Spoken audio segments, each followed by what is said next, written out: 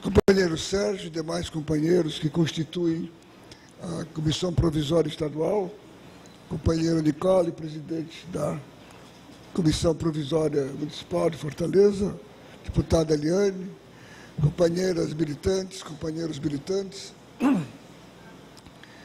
Foi com muito prazer que eu atendi ao chamado do Sérgio para estar aqui, neste ato, que é importantíssimo, mas é apenas mais um, no esforço grande e longo de reconstrução partidária. Eu queria lembrar que o Ceará, o meu Estado, teve um papel importantíssimo, tem um papel importantíssimo na história do socialismo brasileiro e do nosso partido. Quando nós fomos reorganizar o partido, em 1985, um dos esteios do Ceará foi Jada de Carvalho, que havia sido um dos membros fundadores da Frente Democrática, de que resultou, em 1947, a Esquerda Democrática, de que resultou, em 1947, o Partido Socialista Brasileiro, após a redemocratização que se seguiu à derrubada do Estado Novo. O Sérgio disse que era uma intervenção breve. É breve, porque vai ter a longa. Vai ter a longa ainda? Tá bom. Então, as considerações que eu ia fazer, eu vou deixar para depois. Apenas acentuar isto, a importância do Ceará na construção do PSB e a necessidade nova, que é de nós recuperarmos o terreno perdido ou o terreno que nos tiraram. Eu quero saudar, eu quero agradecer muito, em nome da Executiva Nacional, me desculpem fazer referências pessoais, à resistência do Sérgio, da Eliane e do Josué.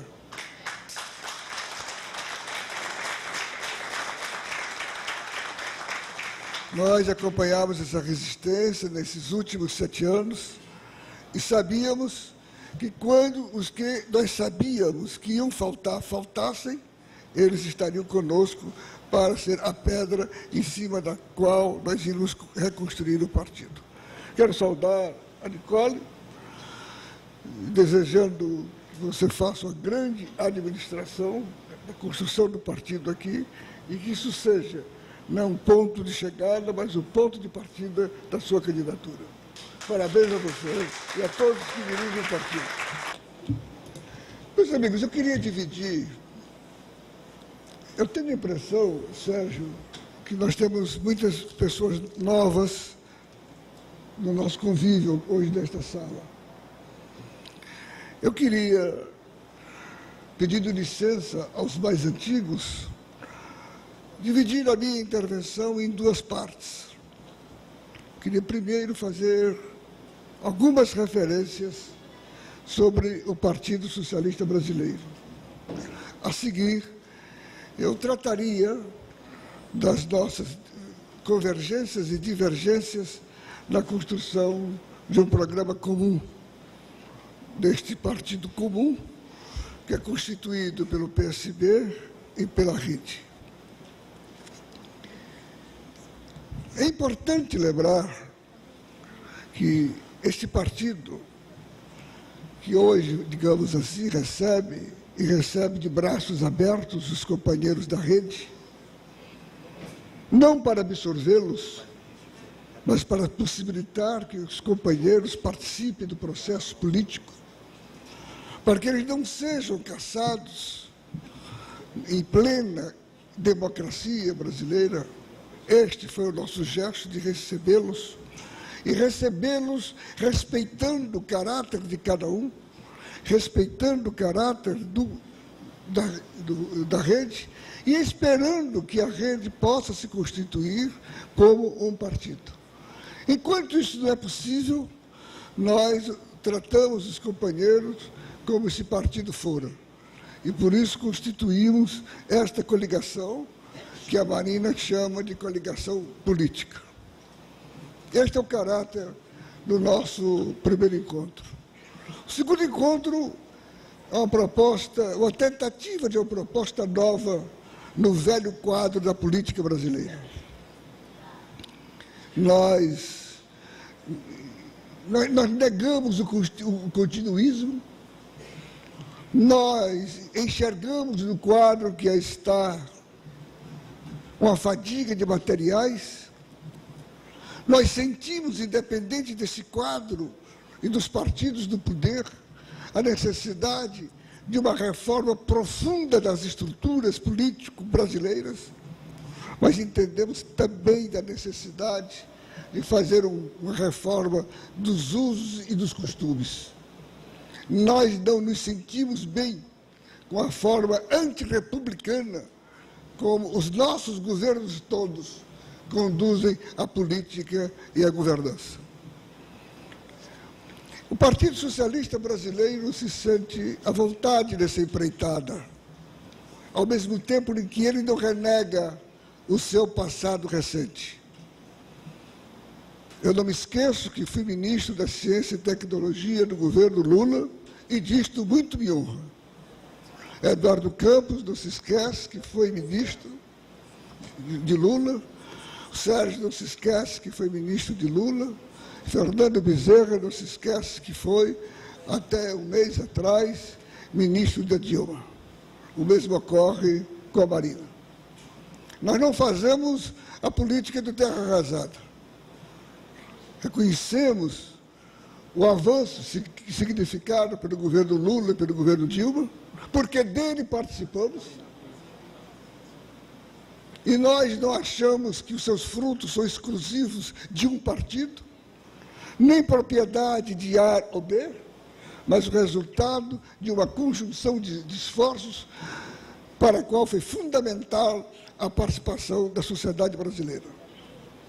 Nós apenas, e este apenas é muita coisa, não estamos satisfeitos com isso. Para nós, isso não é ponto de chegada, isso é um ponto de partida para a construção de um novo país, para a construção de uma nova sociedade. Não negamos este passado, até porque ele é que vai possibilitar o salto que nós estamos prometendo.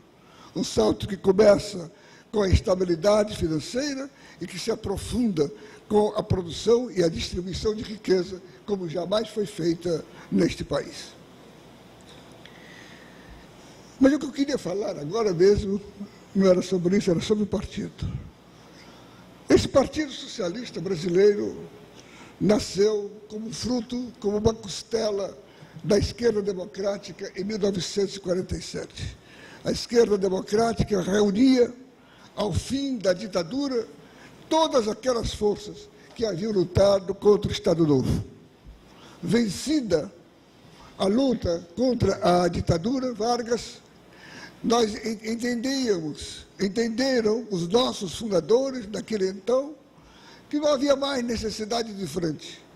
Era o momento de cada partido, de cada segmento, do pensamento e da filosofia, da visão de mundo, da visão de país, constituir-se como seu próprio partido.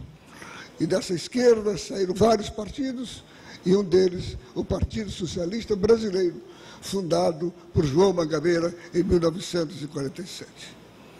E naquele então, o nosso partido tinha um lema, que andam copiando agora, socialismo e liberdade. E João Mangabeira dizia, liberdade sem socialismo, socialismo não é. Socialismo sem liberdade, socialismo não pode ser. E este binômio nós o seguimos religiosamente, nós o obedecemos rigorosamente. E nós, Jamil, Uais, Jada de Carvalho aqui, Luiz Edgar, Arruda aqui, quando fomos em 85 reorganizar o partido, de novo, vencida a ditadura, entendíamos que não era mais o momento das frentes, mas o momento dos partidos autênticos, nós, quando fomos reorganizar o Partido Socialista Brasileiro, retomamos o programa de 1947 e retomamos os lemas de João Mangabeira. Nós não éramos tão atrasados como parece. Vou ler uma frasezinha, Giovana, do nosso manifesto de 1947.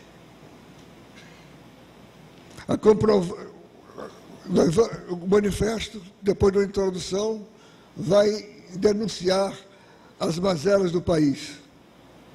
E dita: a comprovada discriminação racial, a opressão às minorias, às mulheres e às crianças, a violência contra manifestações culturais alternativas e, companheiros de rede, a degradação da qualidade de vida e a depredação do meio ambiente e o genocídio das nações indígenas. Vem de longe a nossa luta. Reorganizados, nossa primeira tarefa foi fazer, e o fizemos com força, a oposição ao governo Sarney. Lutávamos na Constituinte pela construção de uma Constituinte que avançasse nas conquistas do povo brasileiro e na defesa da nossa soberania, das nossas riquezas. Lutávamos pelo monopólio estatal do petróleo, pela escola pública universal, gratuita e de boa qualidade. Lutávamos contra o mandato de 5 anos, lutávamos contra o parlamentarismo, e foi uma emenda do nosso presidente, o Jamil Haddad, que fez constar na Constituição apenar a tortura como crime inafiançável. Cessada a luta na Constituinte, nós realizamos com outros partidos a grande Frente Brasil Popular, que percorreu esse país, que revolveu esse país na primeira campanha de Lula. Perdida a campanha, nós estávamos, no primeiro dia do mandato de Collor, fazendo-lhe oposição dura, permanente, no parlamento e na vida social. Quando o presidente corrupto revelou-se à sociedade e a elite brasileira que o havia elegido dele começou a se afastar, quando surge a luta pelo impeachment, lá estava, à frente dessa luta, o pequenininho Partido Socialista Brasileiro. O líder na comissão parlamentar de inquérito era o nosso senador João Paulo Bisol. O líder da CPI da Câmara dos Deputados era Jamil Haddad, nosso presidente. E quando o processo chega no Senado, o advogado da sociedade, o advogado do povo contra a corrupção era Evandro Lins e Silva, nosso presidente fundador. Veio o governo de Fernando Henrique Cardoso, veio o governo Itamar, e enquanto o PT se isolava na Constituinte para apresentar um programa que hoje, só hoje, há 2 dias atrás, o companheiro Lula disse, reconhece que era inviável, nós já dizíamos que era inviável em 88, 89, e combatemos na Constituinte. E nós assinamos com muita honra a Constituição eleita, a Constituição aprovada, enquanto o PT se negou a assinar a Constituição, que ele agora reconhece como a Constituição, não dos nossos sonhos, pois é impossível o socialista construir uma Constituição dos seus sonhos no regime capitalista, mas a Constituição possível, respeitada a correlação de forças objetiva. Veio o governo Itamar e nós sabíamos, nós primeiro nos sentíamos responsáveis pela derrota de Collor. E se éramos responsáveis pela derrota de Collor, éramos também responsáveis pelo que seria o governo Itamar. Decidimos aceitar participar do governo Itamar, participamos com o nosso presidente, Jamil Haddad, com o nosso fundador, Antônio Aires, e participamos para impedir que ocorresse o que nós temíamos que ocorresse e que terminou ocorrendo, que era aquele governo de centro-esquerda se transformar no governo de centro-direita, no que ele se transformou quando da ascensão do então ministro da Fazenda, Fernando Henrique Cardoso. Nós saímos, então, do governo Itamar. Continuamos a nossa luta, combatemos no Congresso a vergonhosa compra da reeleição para presidente da República, a denunciávamos como antirrepublicana, como histórica, como contrária aos interesses nacionais, e terminamos em 2002 com a candidatura própria no primeiro turno e no segundo turno no apoio a companheiro Lula. Nosso apoio foi decisivo para derrotar em 2002, no primeiro e no segundo turno, o senhor José Serra, naquele momento representante da direita. É com essas características, companheiros da rede, que nós nos apresentamos para abrir-lhes os nossos braços. Dizer que os recebemos como companheiros e queremos discutir com os companheiros uma proposta de projeto, insisto nisso, uma proposta de projeto de governo que oriente os nossos partidos, que seja um instrumento de construção nacional, do qual participe a sociedade brasileira, para que, participando dele, com ele se sinta comprometida.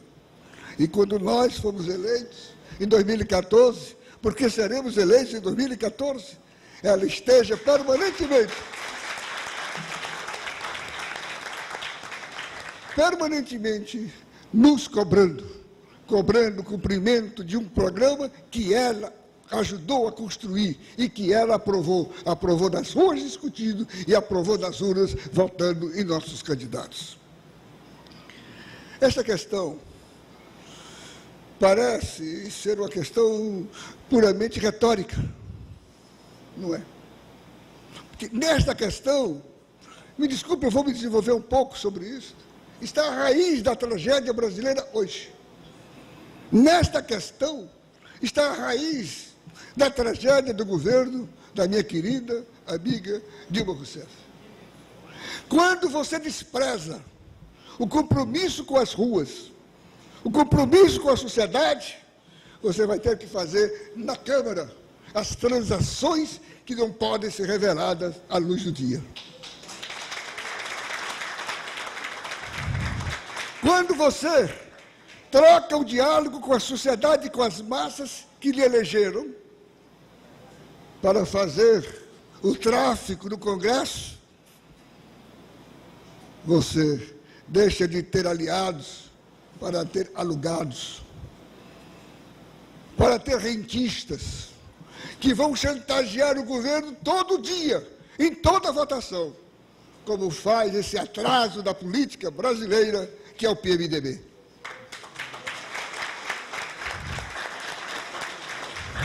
O PMDB não é um partido da base do governo, é um partido que se alimenta da base do governo em cada votação. Ele não é um aliado, ele é um alugado, e que aumenta o seu aluguel a cada votação. Mas nós não podemos culpá-lo só. Ao lado de todo corrupto, tem um corruptor. Nós poderíamos ter evitado isso. Nós, do PSB e da Rede, vamos evitar isso no nosso governo. Porque sabemos que não nos faltará o apoio popular, por uma razão muito simples, porque nós vamos respeitar o compromisso que estamos assumindo com o povo nas ruas, discutindo o nosso programa comum. Não é o programa comum PSB-Rede, é o programa comum PSB-Rede e o povo brasileiro. Nós temos questões... Alguém emprestava um pouco d'água?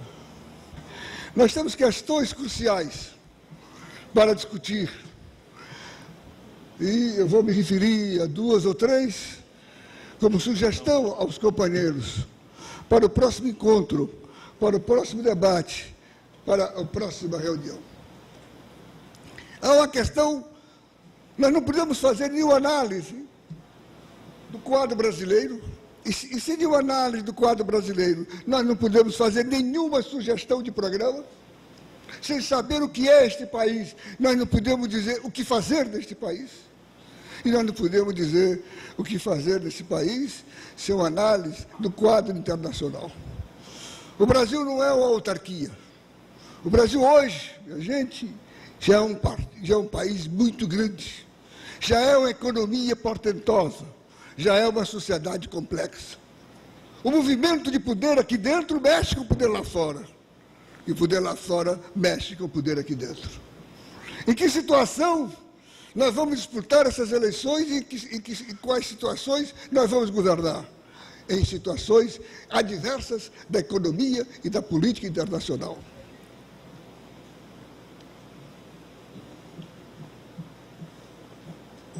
No plano internacional, no campo da economia, nós temos essa que parece ser interminável crise do capitalismo, que nascendo na bolha financeira dos Estados Unidos, se estendeu por toda a Europa e começa a dar sinais de sua chegada na China e no Brasil. A crise de um capitalismo inviável, a crise que revelou a impotência da liberdade de mercado. Reclamavam tanto da liberdade de mercado os neoliberais de ontem e de hoje. Exerceram essa liberdade de mercado nos Estados Unidos e o resultado foi o default, o resultado foi a crise, o resultado foi a quebradeira. Quebradeira dos Estados Unidos, a quebradeira na França, a quebradeira na Espanha, a quebradeira na Grécia, na Irlanda, na Itália. Só não houve a quebradeira dos direitos sociais, houve a quebradeira dos direitos previdenciários, houve a quebradeira das conquistas do New Deal, houve a quebradeira do povo desempregado e sem alimento, mas não houve quebradeira dos banqueiros. Os banqueiros franceses e alemães que financiaram a tragédia da Grécia, da Espanha e da Itália, não perderam um tostão. E um deles hoje é um dos maiores, se não o maior, banco brasileiro, o seu Santander. Essa crise hoje ela aponta para a queda dos investimentos dos Estados Unidos e da China. Poderia ser pior para nós, não tivesse o governo Lula tido a ciência, ou a antecipação, sei lá o quê, a adivinhação. Eu sei que o fato é que nós, do governo Lula, antes da crise, que ela se instaura em 2008, começávamos a desviar as nossas relações do sul-norte para o norte-sul e deixávamos de ser dependentes das importações dos Estados Unidos. Quando veio a crise americana, nós éramos exportadores para a China, que passou a ser o nosso principal importador. Mas a China, embora continue crescendo, já não continua crescendo nos índices que crescia, e nós estamos vendo, os senhores devem ter acompanhado de perto a fragilidade do sistema norte-americano.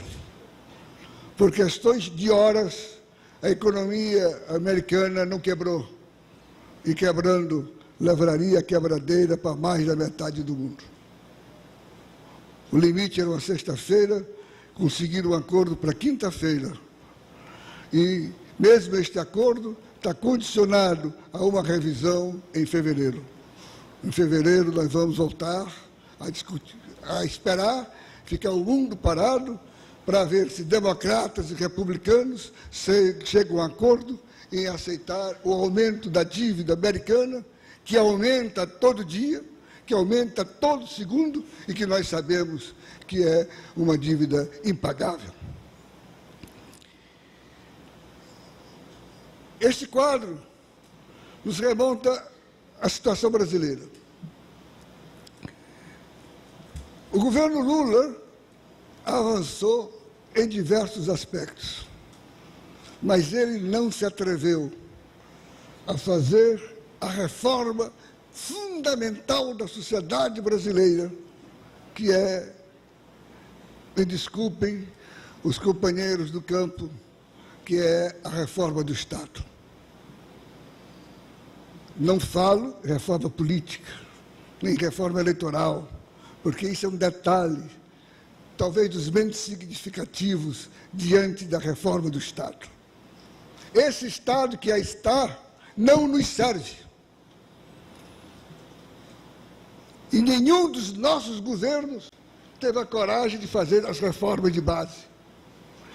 A reforma de base, os jovens de hoje talvez não saibam. Era o discurso de Jango em 1962, 63. E desde então a sociedade brasileira pede reforma de base. E olha a nossa tragédia. Em 2013, nós pedimos as mesmas reformas de base daquela época. É a reforma tributária, que não se faz. É a reforma agrária, que não se faz. É a reforma tributária, que não se faz. É a reforma universitária, que não se faz. É a reforma da educação em geral, que não se faz. E não se faz porque esse Estado que está intocado, que não foi mexido pela Constituinte de 88, é o Estado reacionário. É o Estado preparado para servir pura e simplesmente a classe dominante. E quando você o põe para servir ao povo, ele não funciona. Porque tudo que significa atendimento às necessidades populares depende disso, daquilo e daquilo outro. Quando o Estado não funciona, a primeira vítima é o povo. Nós não temos problema de saúde no Brasil. Nenhum problema. Nós temos problema com a saúde pública. A saúde privada vai muito bem, sim, senhor. Para quem pode pagar o Sírio-Libanês, os Astros da Vida ou a Unimed aqui. Não há problema nenhum com a educação, da educação privada. Para quem pode pagar os colégios caros de Fortaleza, do Rio e de Recife. Não há problema de segurança pública.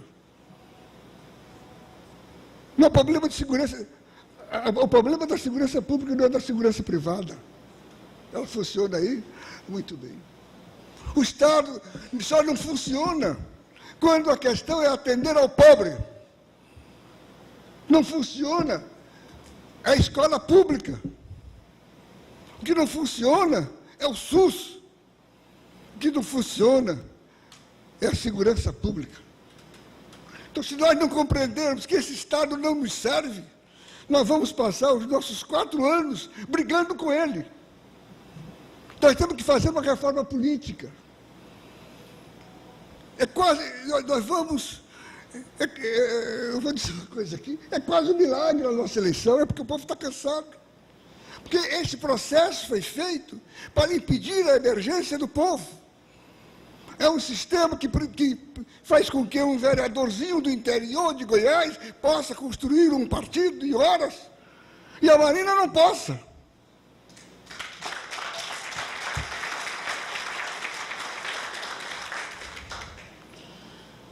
É o regime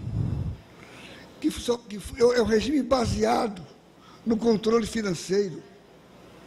As nossas eleições são corruptas e corrompidas e dependem da corrupção. Quem não tiver dinheiro não pode... Ou você tem dinheiro próprio, ou você é financiado por alguém, ou por uma corporação, ou por um sistema econômico, ou depende do poder político. O ex-presidente do PSB do Rio de Janeiro, que nós mandávamos, nós escorrachávamos, mandávamos ele embora, ele dizia que não podia eleger, nós cobrávamos dele a nossa bancada federal no Rio, ele dizia que não podia fazer bancada, fazendo oposição ao governo federal, estadual e municipal.